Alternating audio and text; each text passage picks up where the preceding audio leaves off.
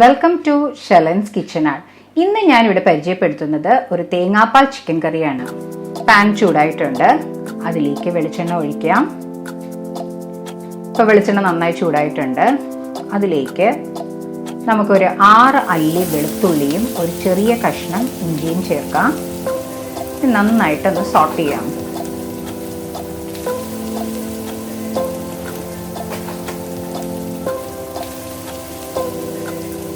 ഇപ്പോൾ വെളുത്തുള്ളിയും ഇഞ്ചിയൊക്കെ നന്നായി മൊരിഞ്ഞു വന്നിട്ടുണ്ട്.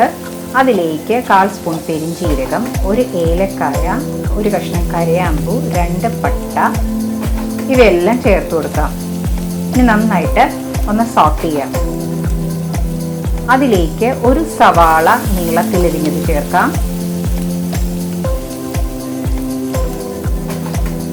3 പച്ചമുളക് നീളത്തിലരിഞ്ഞത്, കുറച്ച് വേപ്പില, ഒരു തക്കാളി,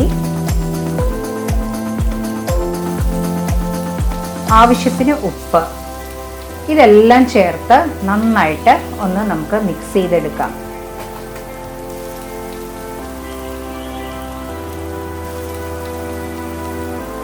ഇപ്പം ഇതെല്ലാം നമ്മൾ നന്നായി സോട്ട് ചെയ്തിട്ടുണ്ട്. ഇനി നമുക്കിതൊന്ന് മൂടി വെച്ച് ഒരു 5 മിനിറ്റ് വേവിക്കാം.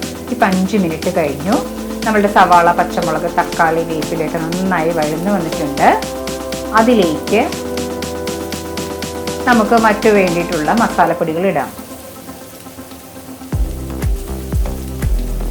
അതിലേക്ക് 2 സ്പൂൺ മല്ലിപ്പൊടി, 1/4 സ്പൂൺ മഞ്ഞൾപ്പൊടി, 2 സ്പൂൺ മുളക് പൊടി, 1/2 സ്പൂൺ ഗരം മസാല, ഇതെല്ലാം ചേർത്ത് നന്നായി സോട്ട് ചെയ്യാം.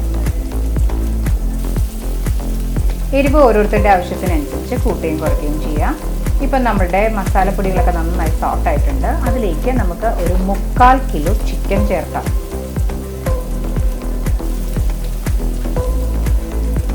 ചിക്കൻ ചേർത്ത് ഇനി നന്നായിട്ട് നമുക്കൊന്ന് സോട്ട് ചെയ്തെടുക്കാം.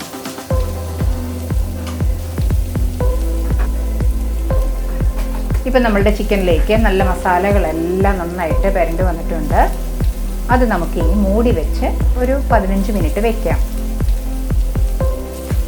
ഇപ്പോൾ ഒരു 15 മിനിറ്റ് കഴിഞ്ഞു. ഇനി ഗ്യാസ് ഓൺ ചെയ്തിട്ട് നമുക്ക് 1/2 മുറി തേങ്ങയുടെ 2ാം പാൽ ഒഴിക്കാം, 1 ഗ്ലാസ്. ഇനി നമുക്ക് അതൊന്ന് തിളയ്ക്കാൻ അനുവദിക്കാം. ഇപ്പോൾ തേങ്ങാപ്പാലൊക്കെ നന്നായി തിളച്ച് വന്നിട്ടുണ്ട്.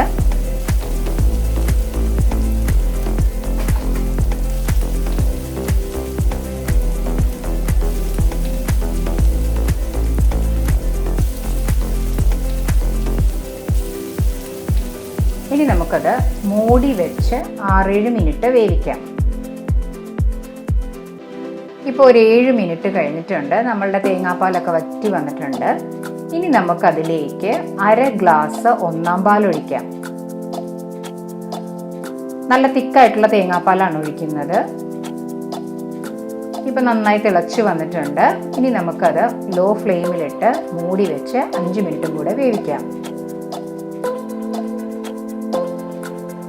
ഇപ്പം 5 മിനിറ്റ് കഴിഞ്ഞു. നമ്മളുടെ ചിക്കൻ കറിയിൽ നല്ല നെയ്മയൊക്കെ തെളിഞ്ഞു വന്നിട്ടുണ്ട്. ഇനി നമുക്കതിലേക്ക് കുറച്ച് മല്ലിയില ചേർക്കാം. നന്നായിട്ടൊന്ന് മിക്സ് ചെയ്യാം. 1/2 സ്പൂൺ ഗരം മസാല ചേർക്കാം. നന്നായിട്ട് ഒന്ന് മിക്സ് ചെയ്യാം. ഇപ്പം നമ്മളുടെ നല്ല ചിക്കൻ കറിയുടെ സ്മെല്ലൊക്കെ വരുന്നുണ്ട്. നല്ല മല്ലിയിലയുടെയും ഗരം മസാലയുടെയൊക്കെ നല്ലൊരു ഫ്ലേവറൊക്കെ കിട്ടുന്നുണ്ട് നമുക്ക്. ഇനി നമുക്ക് കുറച്ച് നേരം മൂടി വയ്ക്കാം. ഇപ്പോൾ നമ്മളുടെ ചിക്കൻ തേങ്ങാപ്പാൽ കറി റെഡിയായിട്ടുണ്ട്. എല്ലാവരും ട്രൈ ചെയ്ത് നോക്കുക. നിങ്ങൾക്ക് ഇഷ്ടപ്പെട്ടെങ്കിൽ ലൈക്ക് ചെയ്യാനും ഷെയർ ചെയ്യാനും സബ്സ്ക്രൈബ് ചെയ്യാനും സപ്പോർട്ട് ചെയ്യാനും മറക്കരുത്.